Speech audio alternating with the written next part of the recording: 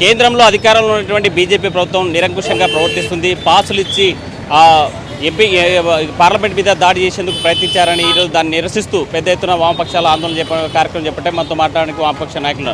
Sir చెప్పండి, ఈరోజు కేంద్ర ప్రభుత్వ విధానాలు ఎలా ఉన్నాయి? కేంద్ర ప్రభుత్వ విధానాలు భారతదేశంలో ప్రజాస్వామ్య వ్యవస్థను సర్వనాశనం చేసేటువంటి పద్ధతులు ఉన్నాయి. ప్రజల యొక్క హక్కులన్నీ కూడా కాలరాశి పద్ధతులు ఉన్నాయి. ఒక రకంగా చెప్పాలంటే భారతదేశంలో నిరంకుశ పరిపాలన కొనసాగుతుంది, అప్రకటిత ఎమర్జెన్సీ కొనసాగుతుంది, అధ్యక్షతర పరిపాలన కొనసాగుతుంది. చాలా స్పష్టంగా అర్థమవుతుంది. ఎందుకంటే భారతదేశ చరిత్రలో ఉగ్రవాదులు దాడి 23 సంవత్సరాల క్రితం 20 సంవత్సరాల క్రితం చేశారు. ఇప్పుడు మరి అదే తరహాలో దాడి జరిగింది. ఆ దాడి జరగడానికి కారకులు ఎవరు? దీనికి బీజేపీ సమాధానం చెప్పాలి. ఆ దాడికి పూనుకున్నట్టు వాళ్ళకు పాసులు ఇచ్చిన వాళ్ళు ఎవరు? దాన్ని బీజేపీ సమాధానం చెప్పాలి. చాలా స్పష్టంగా ప్రజానీకానికి అర్థమైంది ఏంటి? ఆ పాసులు ఇచ్చిన వాడు బీజేపీ ఎంపీ, కర్ణాటక సంబంధించిన ఎంపీ. మరి ఆ ఎంపీని ఇప్పుడు దాకా ఏమైనా సస్పెండ్ చేశారా? పార్లమెంట్లో పాస్వర్డ్ ఇచ్చినటువంటి తృణమూల్ కాంగ్రెస్ ఎంపీకే సస్పెండ్ చేశారే సభ్యత్వము. మరి పార్లమెంట్ దాడి చేయడానికి పాసులు ఇచ్చిన బీజేపీ ఎంపీకి ఏం చేశారు? ఎందుకు ఈ రకంగా ద్వంద్వ వైఖరి ఉంది అంటే బీజేపీ పార్లమెంటును దాడి చేసినా, పార్లమెంటును సర్వనాశనం లేపినా పేటెంట్ ఏమైనా తీసుకుందా? అందుకోసం అక్కడ పార్లమెంట్లో మాట్లాడే అవకాశం లేదు కాబట్టే మొత్తం కూడా ఇండియా వేదికలో ఉన్నటువంటి పార్టీలన్నీ ఈరోజు రోడ్డు మీదకి వచ్చాయి. ప్రజానీకాన్ని కోరుతా ఉన్నాం, ప్రజలారా మేల్కొనండి, భారతదేశంలో ప్రజాస్వామ్య వ్యవస్థను కాపాడండి. పార్లమెంటు పైన దాడి చేయడానికి పాసులు ఇచ్చిన బీజేపీ ఎంపీని సస్పెండ్ చేయాలని చెప్పి కోరుతా ఉన్నాం. ఆ రకంగా సస్పెండ్ చేయలేదు అంటే పార్లమెంటు పైన దాడి చేయడానికి ప్రధాన కారకుడు అని చెప్పేసి చెప్పాల్సిన పరిస్థితి వస్తుంది. అది బీజేపీ గమనించాలని చెప్పేసి ఈ సందర్భంగా కోరుతా ఉన్నాం. అందుకోసం ప్రజాస్వామ్య వ్యవస్థను కాపాడుకోవడం అనేది ఈరోజు భారతదేశ ప్రజల యొక్క బాధ్యత. అంటే ఎందుకోసం అండి వామపక్ష తీవ్రవాదులే ఈ దాడికి పాల్పడ్డారని మరోవైపు బీజేపీ ప్రభుత్వం చెప్పేటువంటి ప్రయత్నం చేస్తుంది. నిరూపించమనండి, మేము ఛాలెంజ్ చేస్తున్నాం. మేము చెప్పాల్సిన పనిలే. బీజేపీ ఎంపీ సంతకంతో పాసులు వచ్చాయి. బీజేపీ ఎంపీ ఉగ్రవాదా? అది చెప్పండి. వాళ్ళు చాలా క్లియర్గా చెప్పారు, ఈ ప్రభుత్వాన్ని నిరసన చేయడానికి వచ్చాం, ఓకే, కానీ పాసులు ఇచ్చింది ఎవడు? పోనీ ఇవన్నీ పక్కన పెడదాం. చాలా భద్రత కలిగినట్టు వాళ్ళు మేము పార్లమెంట్లో చీమ కూడా పోదు అన్నారు.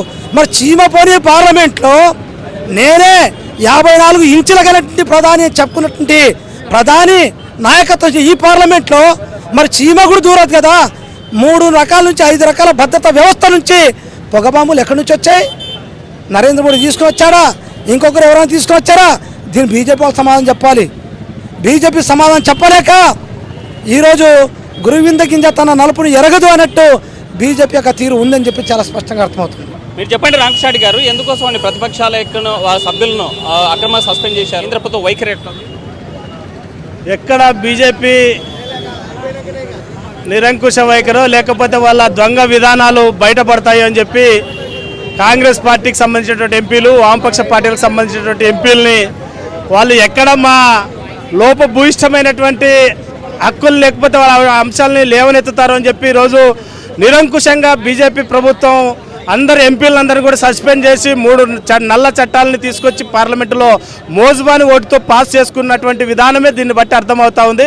ఎక్కడికైనా ఎప్పుడైనా కూడా ఆ నిరసన తెలియజేసి పొగ బాంబు వేసినటువంటి వ్యక్తులు లేకపోతే దానిపైన తగు విచారణ చేపట్టాలని చెప్పి అడిగినటువంటి ఎంపీలకు సమాధానం చెప్పాల్సినటువంటి పార్లమెంటు వ్యవహారాల వ్యవస్థ లేకపోతే అక్కడ ఉన్నటువంటి స్పీకర్ కానీ లేకపోతే హోంమంత్రి కానీ ఆ వైపున ఏమాత్రం కూడా ఆలోచన చేయకుండా క్వశ్చన్ చేసినటువంటి ఎంపీలను సస్పెండ్ చేయడం ఎక్కడ కూడా చూడనటువంటి ప్రజాస్వామ్యంలో ఎక్కడ కూడా జరగనటువంటి అంశం ఈరోజు భారతదేశ పార్లమెంటు వ్యవస్థలో జరుగుతూ ఉంది.